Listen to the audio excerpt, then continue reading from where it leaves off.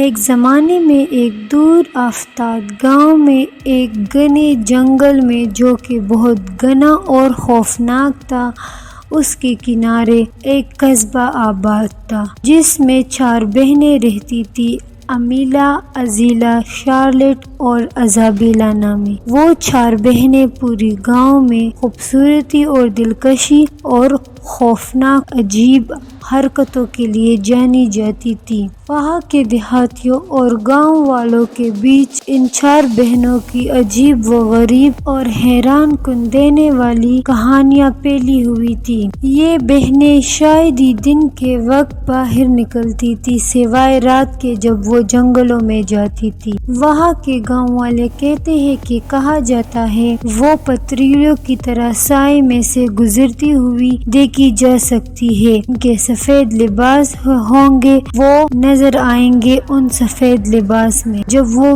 گرے ہوئے درختوں کے درمیان غائب ہو گئی تھی۔ کچھ نے دعویٰ کیا کہ انہوں نے اندھیرے میں ان کی خوفناک ہنسی کی گونج سنی ہے، جبکہ دوسروں نے خود قسم کھائی کہ انہوں نے بہنوں کو خود سائے کے ساتھ بات کرتے ہوئے دیکھا ہے۔ اور اسی طرح یہ گاؤں کی کہانیاں پھیلتی گئی، اور ایک دن یہ کہانی تامس نامی دیہاتی نوجوان نے سنی، اور پھر ایک خوفناک شام تامس نے ان 4 بہنوں کا پیچھا کرنا شروع کیا۔ اس رات تامس ان بہنوں کا پیچھا کرنے لگا۔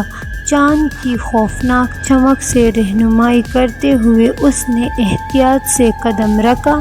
اس کا دل ہر قدم کے ساتھ زور سے دھڑک رہا تھا۔ جنگل کے اندر تامس نے ایک قدیم حویلی سے ٹکر کھائی۔ یہ حویلی اونچی اور پیشگوئی کرتی کھڑی تھی۔ اس کی کھڑکیاں بکھر گئی اور اس کی دیواریں آئینوں سے بھری ہوئی تھی۔ ٹمٹماتے موم بتیوں نے اندرونی حصے کو روشن کیا۔ خوفناک سائے ڈالے ہوئے دیواروں کے ساتھ رقص کر رہے تھے۔ اپنے بہتر فیصلے اور بلند حوصلے کے ساتھ تامس حویلی میں داخل ہوا۔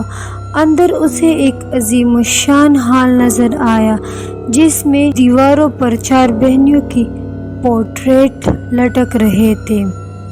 ان کی آنکھیں اس کی ہر حرکت کا تعاقب کر رہی تھی۔ جب اس نے مزید تلاش کی تو اسے ایک کمرہ ملا جو اندھیرے میں ڈوبا ہوا تھا۔ اس کا دروازہ بمشکل سے کھلا ہوا تھا، اور اس سے ایک خوفناک سرگوشی اسے آگے کی طرف اشارہ کرتے نظر آئی۔ تامس خود کو اندر جانے سے روک نہ سکا۔ جیسے ہی تامس اندر گیا، اس کمرے میں اس نے بہنوں کو سرد محرم میں مصروف پایا۔ وہ ایک دچکی کے گرد کھڑے تھے، ان کی آنکھیں چمک رہی تھی اور ان کے چہرے پیلے پڑ گئے تھے۔ جب وہ ایک قدم آگے بڑھا تو اس نے دیکھا کہ یہ تو ایک قدیم دوسری دنیاوی زبان میں نعرے لگا رہے تھے۔ ان کی آوازیں تیز اور پرجوش ہوتی گئی۔ ان کی آوازیں ہوا کو ایک بے چین توانائی سے بھرنے لگی۔ تامس کا دل دیکھتے ہی دھڑک رہا تھا۔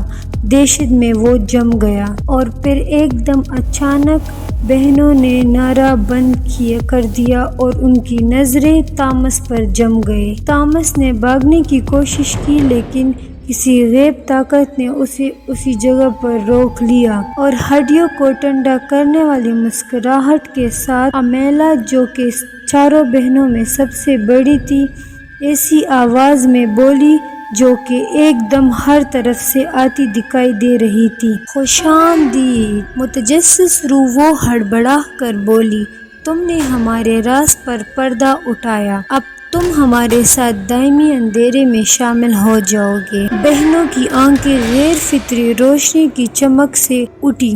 اس کی آنکھیں چمک گئی جب وہ اس کی طرف بڑھنے لگا۔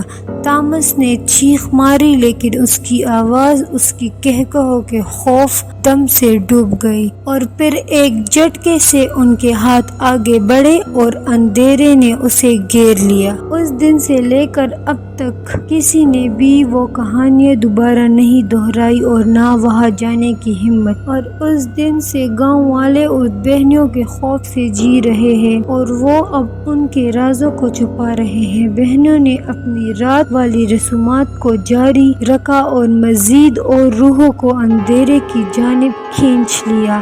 گاؤں اب ایک بت شہر بن چکا تھا۔ ان کی کہانیاں دور دور تک پھیلنے لگی اور لوگ اس جگہ سے دور جانے لگے۔ وہ جنگل مزید پھیلنے لگا اور خوفناک ہونے لگا۔ درخت بڑھنے لگے اور بظاہر تو وہ ایک پرانی جنگل نظر آتی، لیکن وہ دراصل میں ایک زندہ خوفناک برائیوں سے بھرا ہوا کہا جانے والا جنگل تھا۔ اسی طرح خاموش بہنوں اور جنگل کی کہانیاں بڑھتی گئی اور لوگ اس جگہ سے دور جانے لگے۔